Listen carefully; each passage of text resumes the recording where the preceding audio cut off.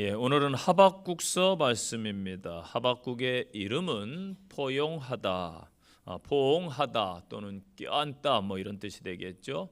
또 다른 뜻은 매달리는 자, 그러한 의미도 갖고 있습니다. 이는 하박국 선지자가 그의 인생 혹은 신앙의 문제에 직면해서 하나님께 기도로 또 하나님께 매달린 사실과 잘 어울립니다. 하박국은 다른 선지자들과는 다르게 하나님의 말씀을 받아서 백성들에게 선포하고 전하는 역할을 하지 않았습니다. 하박국은 하나님께 현 시대의 부조리를 보면서 계속해서 하나님 왜 이렇습니까? 이것은 왜 이렇습니까? 라고 질문을 던지는 내용입니다. 당시 유다가 점점 타락해가고 바벨론이 강대국으로 떠오르면서 혼란한 시기입니다. 악이 기세를 부리고 정의는 사라진 것 같고 폭력과 불의함이 가득한 시대였습니다. 하박국은 이러한 사회상을 보면서 하나님께 묻고 있습니다. 하나님, 왜 보고만 계십니까?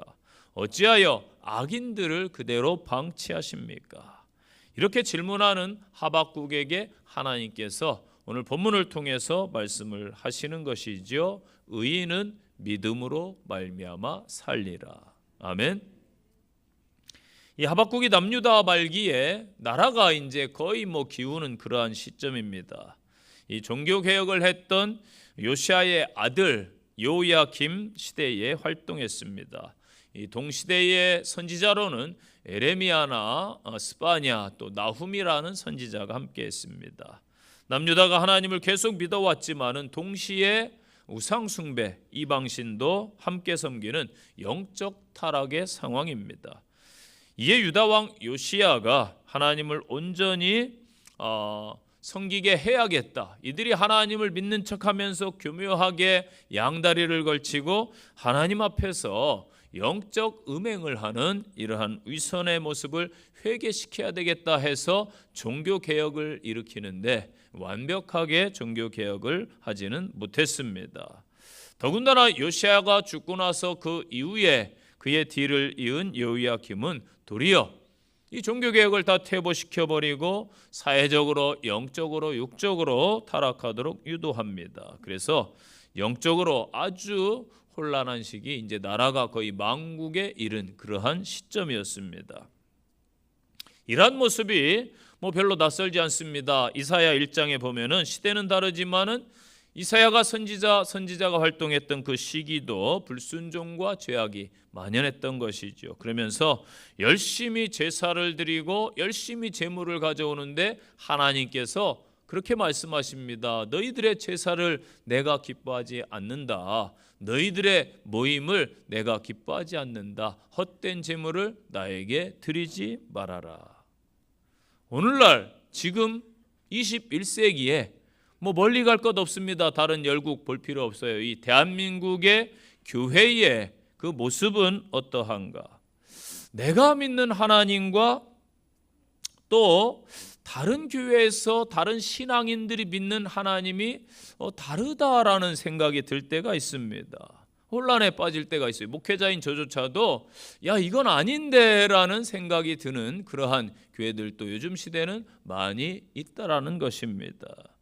삶은 세상 사람들과 별반 다르지 않으면서 교회에서는 열심히 예배 드린다고 보이는데 과연 그러한 예배를 하나님이 기뻐 받으실 것인가? 그래서 오늘날 개혁하자, 또 교회가 싫어서 떠나는 사람들도 있고, 말씀과 좀 벗어나고 하나님 뜻대로 초대교회와 다른 그러한 교회들의 모습을 보면서 다르게 또 신앙생활하고자 하는 그러한 사람들이 많아지고 있는 한국교회의 현실입니다. 하박국은 악한 자들이 득세하고 의인이 이 고난당하는 상황에서 왜 하나님께서는 속히 공의를 시행하지 않습니까? 하나님의 공의와 정의가 붕괴된 영적으로도 타락한 상황을 보고 하나님 앞에 울부짖고 있습니다. 저희 또한 이 현 시대를 보면서 또 영적으로 한국 사회와 한국 교회를 보면서 하박국의 마음을 회복해야 될 줄로 믿습니다. 왜 하박국이 울부짖을까요? 현 상황이 하나님의 속성과 관련이 있기 때문입니다. 하나님은 공의로우시고 공평하시고 거룩하신 분이십니다. 그 하나님을 믿는 선민들이 있는 이 사회, 이 땅인데 왜 반대로 가고 있을까? 하나님의 성품과는 다르다는 것을 가슴 아파하고 있다라는 것입니다.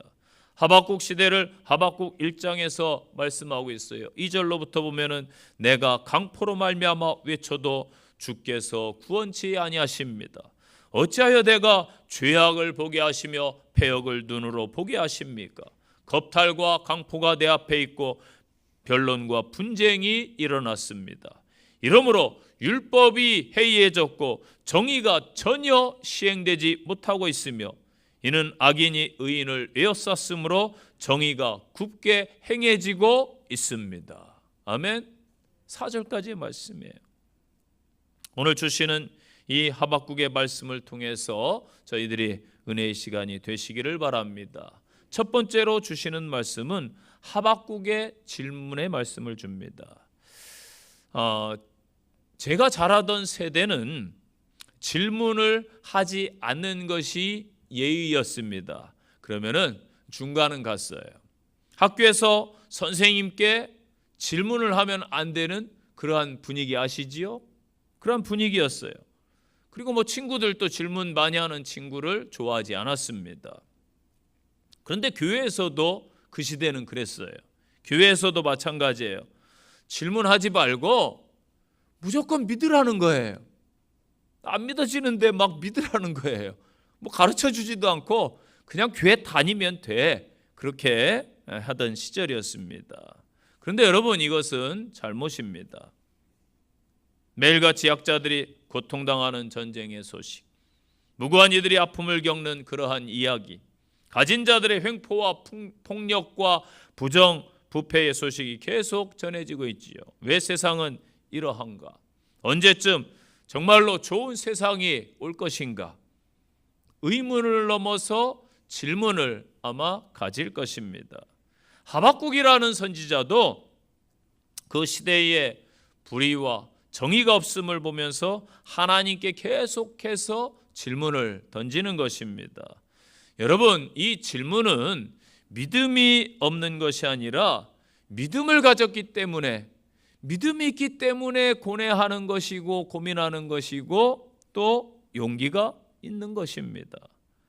선생님께 묻는다는 것은 그만큼 선생님을 신뢰한다는 것입니다. 하나님께 묻는다는 것은 여전히 하나님께 소망을 두고 있다는 것이지요. 1장 13절에 하박국이 또 질문합니다.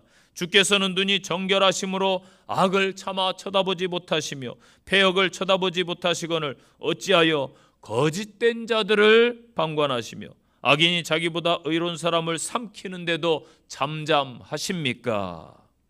어찌하여 저들의 거짓을 방관하십니까? 악인을 향하여 왜 하나님은 잠잠히 계십니까? 남유다는 나라가 지금 그 말기 상황이에요. 종교적으로, 사회적으로, 도덕적으로, 영적으로 다 타락해 있습니다. 통치자들은요, 강대국에게 조공을 바치기 위해서 백성을 착취하고 압제하는 일을 서슴지 않습니다. 심지어 선지자들을 박해하고 죽이는 일까지 서슴지 않습니다. 힘있고 가진 자들의 횡포, 선량한 백성들은 참으로 고달픈 삶을 살아가고 있습니다.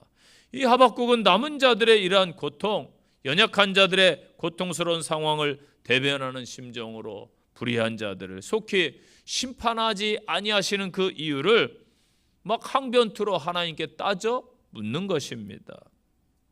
그런데 우리가 알아야 될 것이 있어요. 우리는 대부분 문제가 생기면은 문제를 외부에서 바깥에서 찾으려고 합니다. 예를 들어서예요. 예를 들어서 내 자녀가 학교에서 문제를 일으켰어요.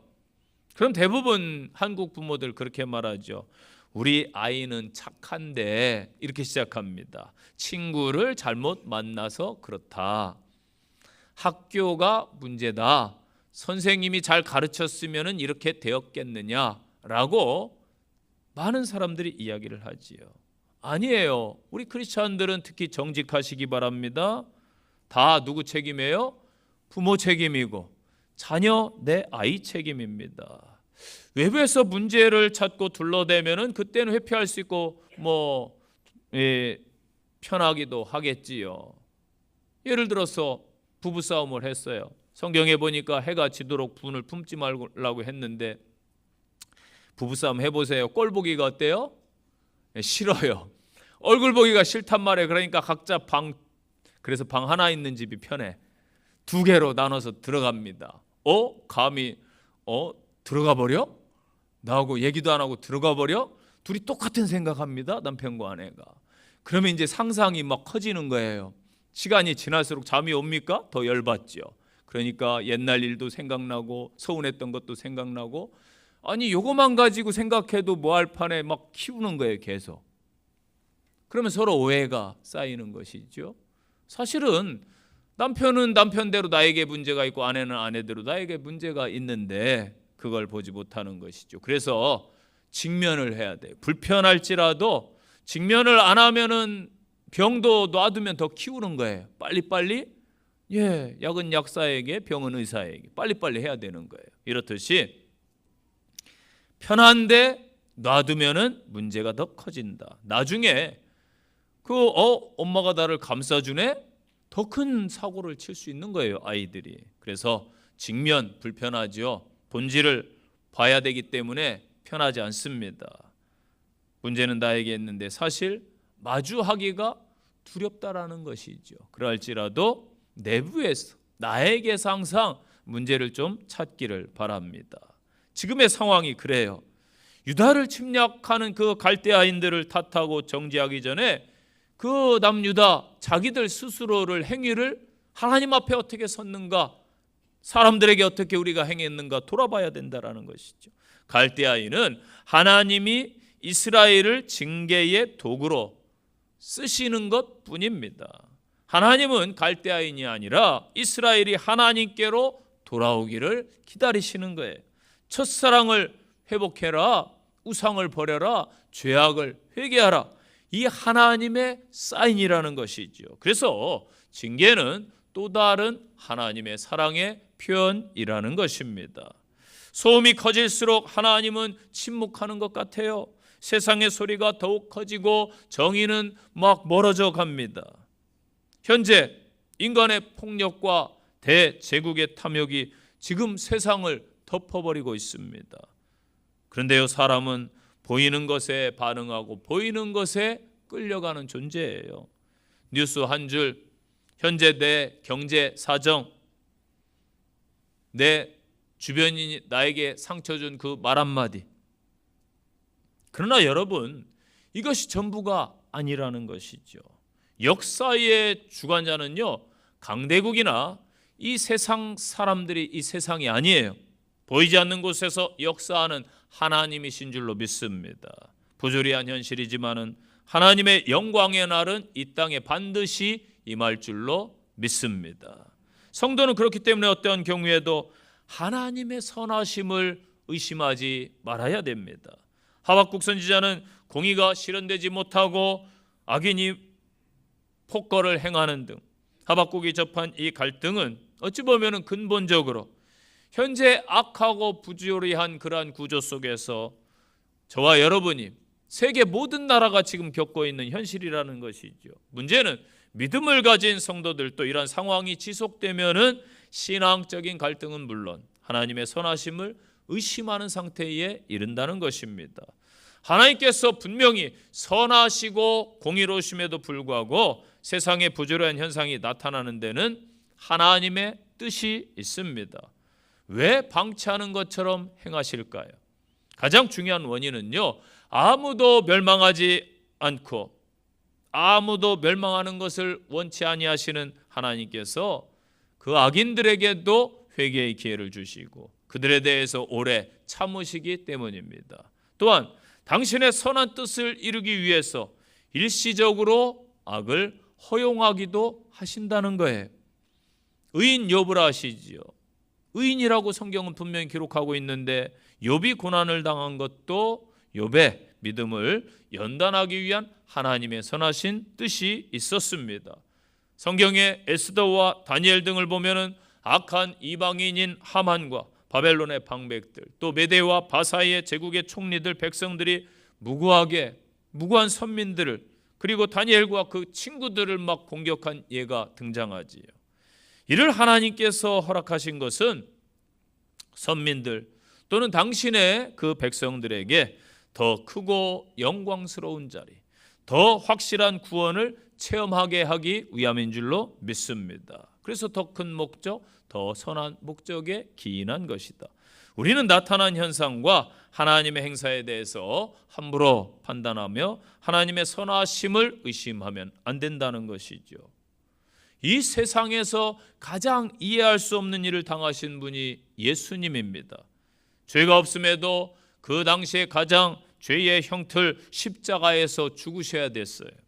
그로 말미암아 하나님의 구속사역을 완성하셨고 성부 하나님의 의로운 뜻을 따라 3일 만에 영광스러운 부활의 첫 열매가 되셨습니다. 현재 이해할 수 없고 혹은 부조리가 있다 해도 하나님의 원대한 뜻과 더 크게 보면은 그 목적을 이루기 위함입니다.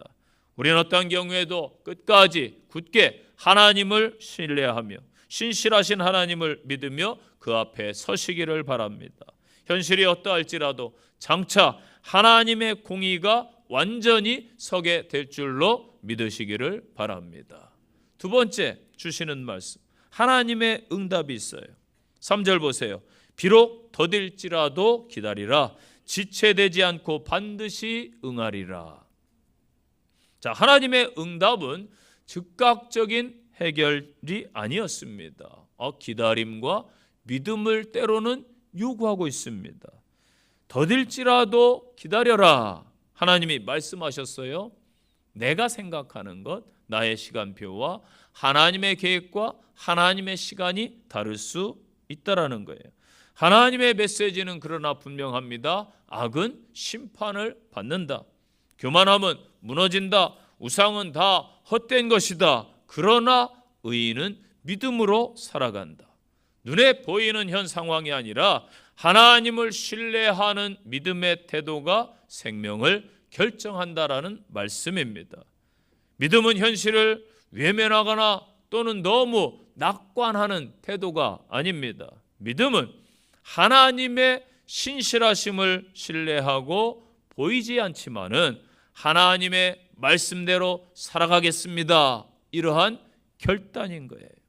하박국 선지자는 유다 백성들이 아무리 타락했더라도 그들은 하나님의 선민 택한 백성인데 어떻게 저 우상 숭배하는 저 포악한 바벨론 제국의 군대를 통해서 심판하실 수 있느냐 따지는 거예요. 이와 같은 하박국 선지자의 부르짖음에 대해서 하나님께서 다시 응답하시는 말씀이 오늘 본문 2장의 말씀이에요. 1절 보면은 내가 파수하는 곳에 서며 성루에 서리라. 그가 내게 무엇이라 말씀하실는지 기다리고 바라보며 나의 질문에 대하여 어떻게 대답하실는지 보리라 하였더니. 아멘. 지금 하나님의 대답을 기다리는 하박국의 모습이 그려지고 있어요. 하박국은 파수하는 곳 성루에 서 있어요. 파수하는 곳은 적의 침입을 감시하거나 하나님의 응답을 기다리기 위해서 성벽의 높은 곳에 올라가 있는 상황입니다. 그 성루나 망대에 서 있는 이유는 그가 하나님을 잘 알고 있었으며 또한 예루살렘을 포기하지 않았다라는 것을 의미합니다. 하나님께서는 반드시 바벨론을 통해 예루살렘을 멸망시킬 것을 모든 선지자들이 말씀을 받았으니까 알고 있었습니다. 그러나 그는 끝까지 성을 지키면서 하나님의 대답, 하나님의 응답을 기다린다는 거예요. 드디어 하나님께서 하박국에게 대답을 주시죠. 2절에 여호와께서 내게 대답하여 이르시되 너는 묵시를 기록하여 판에 명백히 새기되 달려가면서 읽을 수 있도록 하라. 아멘. 여러분, 큐티나 경건의 시간을 가지시는 분들 아침에 하루 시작할 때 말씀으로 시작하잖아요. 그런데 막 뛰어가면서 옷 주워 입으면서 막 말씀 봅니까? 그렇지 않아요. 지금 일반적이지 않은 상황이에요. 묵시를 기록하는데 명백히 새기는데 달려가면서 읽을 수 있도록 해라. 이건 앞으로 미래가 이제 어떠할 것인가 보여주는 거예요. 하나님께서 예루살렘을 용서하고 구해주신다는 응답이 아닌 것이지요. 대신에 묵시를 기록해서 판에 새겨라 말씀하고 있습니다. 예루살렘은 멸망당할 것이지만은 하나님의 약속, 하나님의 말씀은 남아있다. 믿습니까? 사람의 생각, 사람의 방법은 다 실패하고 사라지지만은 하나님의 말씀만은 영원한 것을 믿으시기를 바랍니다. 마태복음 5장 18절에 진실로 너희에게 이르노니 천지가 없어지기 전에는 율법의 1.1획도 결코 없어지지 아니하리라. 그 다음 말씀이 중요해요.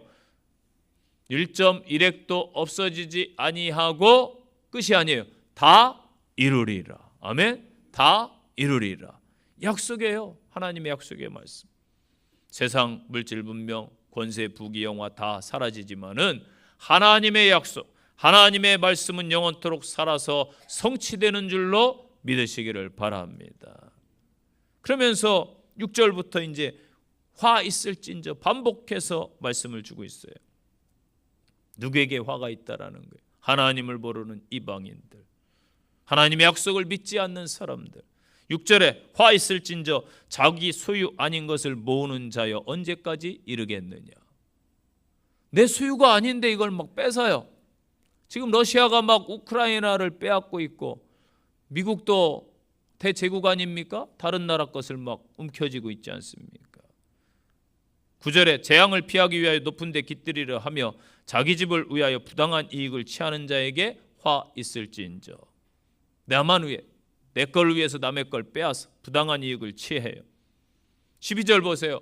피로 성읍을 건설하며 불의로 성을 건축하는 자에게 화 있을지인저. 중국도 연합국가요. 소련도 과거 소련도 연합국가예요. 미국도 연합국가예요. 연합국 여러 나라가 한 나라가 되기 위해서는 피를 흘려야 돼요. 피로 정복해가지고 자기 나라를 만드는 것이지요. 그래서 바벨론 제국이 지금 피를 흘리고 전쟁을 벌입니다. 그래서 성읍을 건설해요. 그런데 하나님은 뭐라고 말씀하세요? 화가 있을 것이다. 또 15절에 이웃에게 술을 마시게 하고 자기의 분노를 더하며 그에게 취하게 하고 그 하체를 드러내라는 자에게 화 있을 것이다. 화가 있어요, 여러분. 이렇게 세상 쾌락에 취하고 우상에 빠지고 남을 또 죄짓게 하고 이러한 것들 다 화가 있을 것이다. 19절에 나무에게 깨라 하며 말하지 못하는 돌에게 일어나라 하는 자에게 화가 있을 것이다. 나무, 돌, 새긴 우상들, 지금 여러분 우상이 다른 게 아니에요. 물질 문명이 우상이 되고 있어요. 자녀도 우상이 되고 지식도 우상이 되고 내가 의지하는 것이 우상 아닙니까? 휴대폰 없으면 여러분 불안하세요? 그러면 휴대폰이 우상인 거예요. AI가 우상이 되고 있어요. 지금 시대에 기계가 하나님의 자리를 빼앗고 있잖아요. 화가 있다고 그랬어요. 하나님의 화 있을진저 선언의 말씀은 하나님 나라를 대적하는 세상 제국의 탐욕과 폭력에 대한 준엄한 심판을 말씀하는 거예요.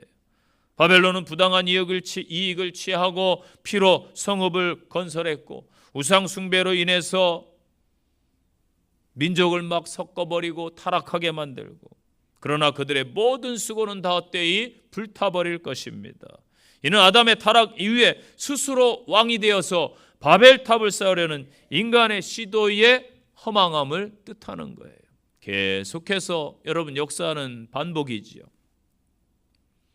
시지프스의 신화처럼 돌을 굴려 내려요. 그런데 다시 또 올려야 돼. 한국의 역사 보세요.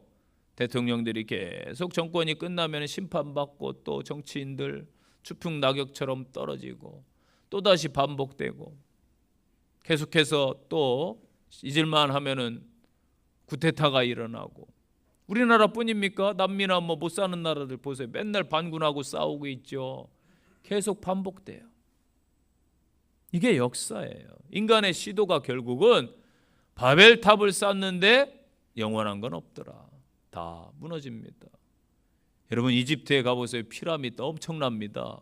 진짜 경이롭다라는 단어가 딱 맞아요. 가서 딱 서면은 그렇게 느껴요. 그런데 그 주인 다 어디 갔어요? 맨날 아이들 옛날이나 지금 시대 30년이 지났는데도 맨날 1달러 1달러 이러고 관광객들 바가지 씌우는 나라로 유명하잖아요.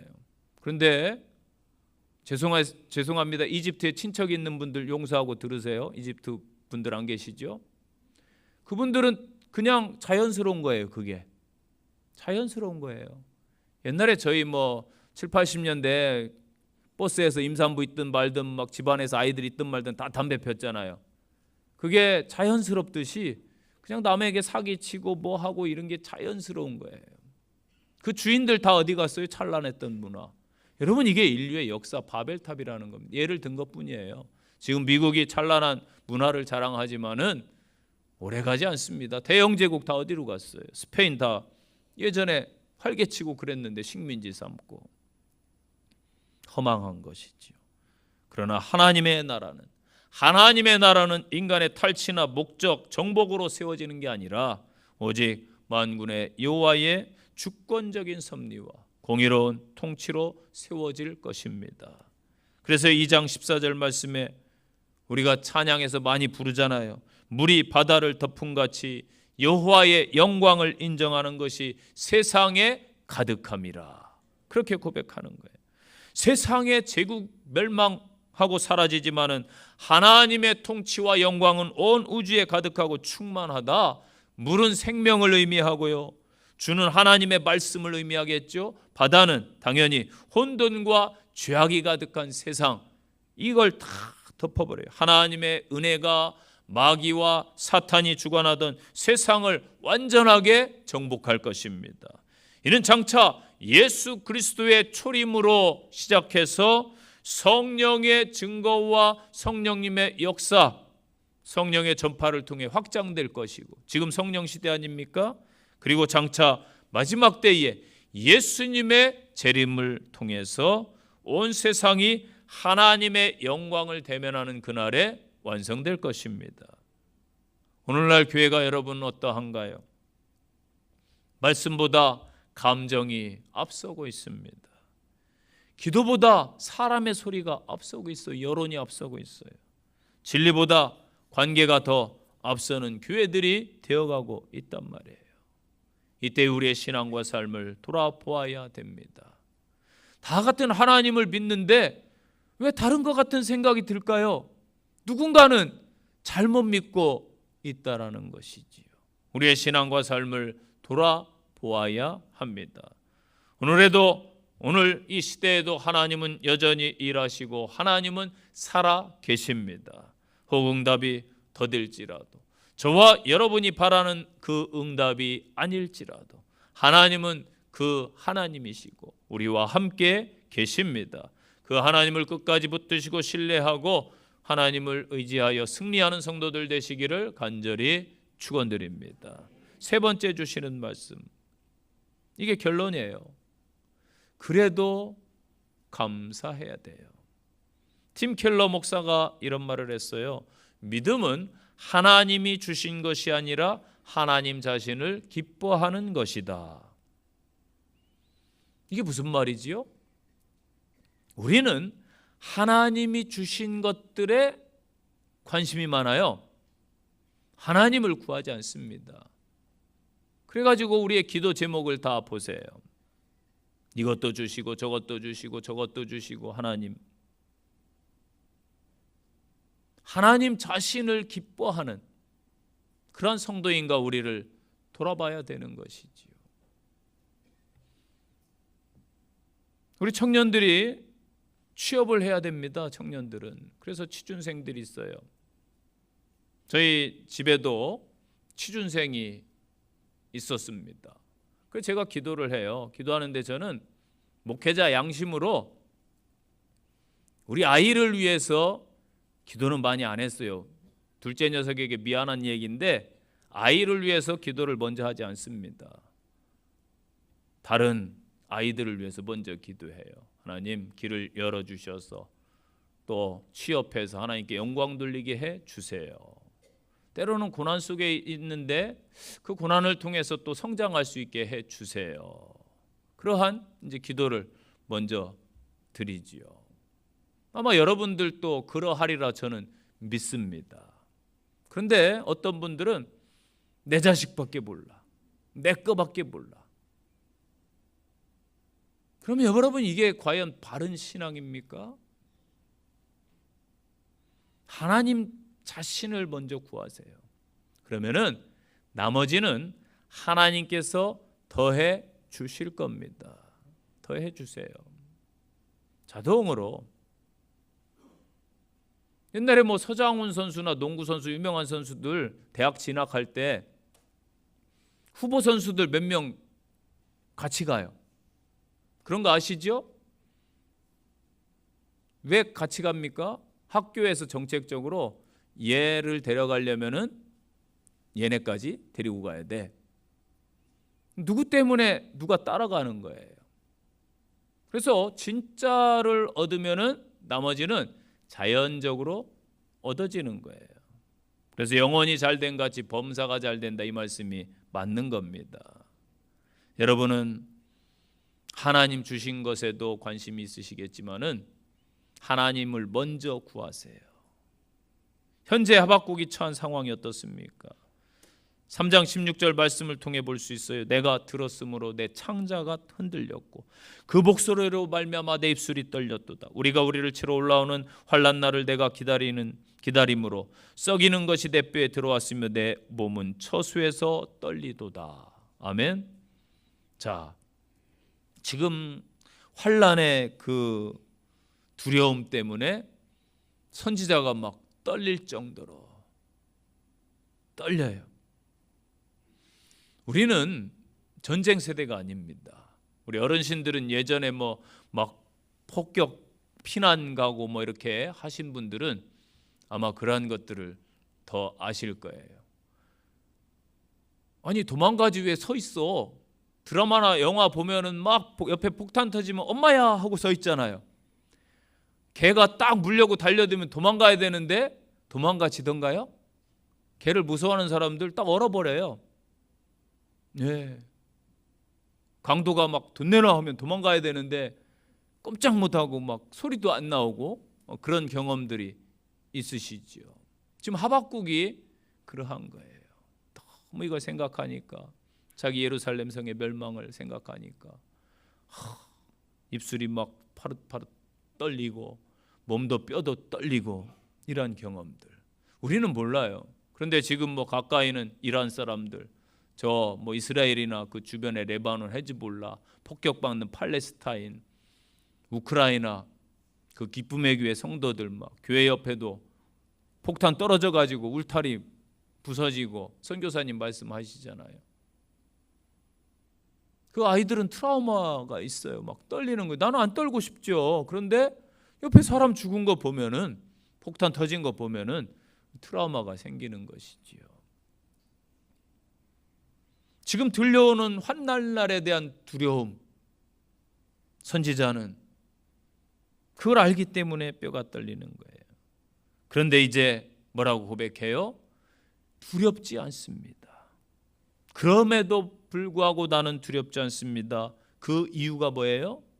나를 구원하시는 구원의 하나님이 내 곁에 계시기 때문입니다. 아멘. 우리 하나님은 여러분 어떠한 하나님이십니까? 이사야 43장에서 하나님을 이렇게 말씀하고 있어요. 야곱아 너를 창조하신 여호와께서 지금 말씀하시느니라. 이스라엘아 너를 지으신 이가 말씀하시느니라. 너는 두려워하지 말라. 내가 너를 구속하였고 내가 너를 지명하여 불렀나니 너는 내 것이라. 아멘. 그 다음 말씀, 내가 물 가운데 지날 때 내가 너를 도와 함께 할 것이라. 강을 건널 때에 물이 너를 침몰치 못할 것이며 네가 불 가운데 지날 때에도 타지도 아니할 것이요 불꽃이 너를 사르지도 못하리니 대저 나는 여호와 내 하나님이요 이스라엘의 거룩한 이요 내 구원자임이라. 아멘. 하박국이 큰 깨달음을 얻고 하나님을 찬양합니다. 믿음의 고백을 하는 거예요. 그게 3장 이제 유명한 17절부터의 말씀이죠. 비록 무화과나무가 무성치 못하고 포도나무에 열매가 없고 감람나무에 소출이 없어요. 밭에 먹을 것이 없어요. 우리의 양이 없고 외양간에 소가 없어요. 그러할지라도 나는 여호와로 말미암아 즐거워하며 나의 구원의 하나님으로 말미암아 기뻐하리로다. 아멘. 이 찬송을 하는 거예요. 찬송. 여러분, 이 성가대 찬양단 너무 귀해요. 찬송이 우리에게 늘 있어야 됩니다. 우리 입에서 원망, 불평 이것보다는 찬송이 있어야 돼요. 믿습니까? 이것을 회복해야 됩니다. 하나님의 대답을 들은 하박국, 상황이 변하지 않았음을 알아요. 바벨론은 여전히 쳐들어올 것입니다. 그러나 그의 마음은 절망이 아닌 놀라운 찬양으로 이제 가득 차는 거예요. 이후에 바벨론에 끌려갔던 이스라엘 백성들도 포로지에서 바벨론 강가에서 예루살렘을 바라보며 하나님께 찬양을 드려요. 우리의 삶에 어두운 밤이 고난이 찾아왔을 때에 원망, 슬퍼하지 말고 찬양을 부르시기를 바랍니다. 사실 현 상황이 하나님께 구했으면 바뀌어야 되는데 현실은 사실은 변하지 않고 그대로예요. 바벨론은 여전히 살기등등합니다. 이 백성들, 왕, 귀족들, 사회상 그대로입니다. 그런데 하박국의 마음에 변화가 찾아왔어요. 신앙은요, 모든 것을 설명할 수 있어서가 아니라 설명되지 않을지라도, 이해가 되지 않을지라도 하나님 편에 서는 것, 하나님을 붙잡는 것임을 하박국 선지자가 오늘 보여주고 있습니다. 현재 21세기를 살아가는 저와 여러분에게도 하박국과 같은 상황이 찾아오지 않습니까? 다니던 직장에서 어려움을 당하고 해고를 당하기도 합니다. 취업이 마음대로 잘 되지 않습니다. 갑자기 건강하던 사람이 하루아침에 몸이 망가지기도 합니다. 좋았던 관계들이 악화되기도 하고 나를 힘들게 하는 사람도 생깁니다. 나의 비전과 꿈이 하루아침에 사라지기도 합니다. 엊그제 신문을 보니까 비전이 있어가지고 대학교를 졸업해서 전공을 했는데 AI가 나타나는 바람에 내 직장을 잃었다 이거예요. 미래 꿈이 사라졌다 이거예요. 그런데 제가 그 젊은이를 보면서 그런 생각을 했어요. 너는 좋겠다, 아직도 기회가 있어서. 너는 좋겠다, 아직도 젊어서. 물론 배부른 소리라고 저한테 이야기하실지 모르지만은 우리 젊은이들, 청년들 잘 들으세요. 젊음이 재산입니다, 여러분. 미래가 있잖아요. 현재 힘들어도. 근데 실제 그런 상황에 부딪히면 어떨 것 같아요? 정말 절망이 될 것도 같더라고요. 힘들고. 아니 이렇게 세상이 변할 줄 어떻게 몰랐잖아요. 자기는. 교회는 다니는데 영적으로 황폐해지고 공허해질 수도 있습니다, 여러분. 만약 오늘 여러분이 가진 모든 것을 잃는다면 여러분은 여전히 하나님 한 분만으로 만족하고 기뻐할 수 있으신가요?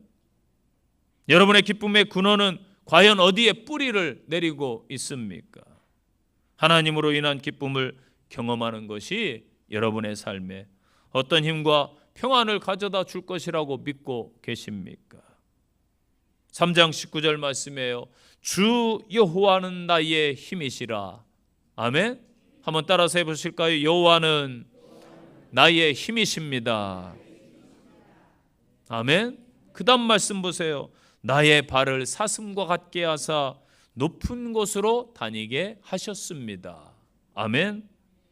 상황과 사람과 환경이 문제가 아니라 하나님 한 분만을 힘을 삼고 그분을 기뻐하는 것이 진짜 믿음이에요.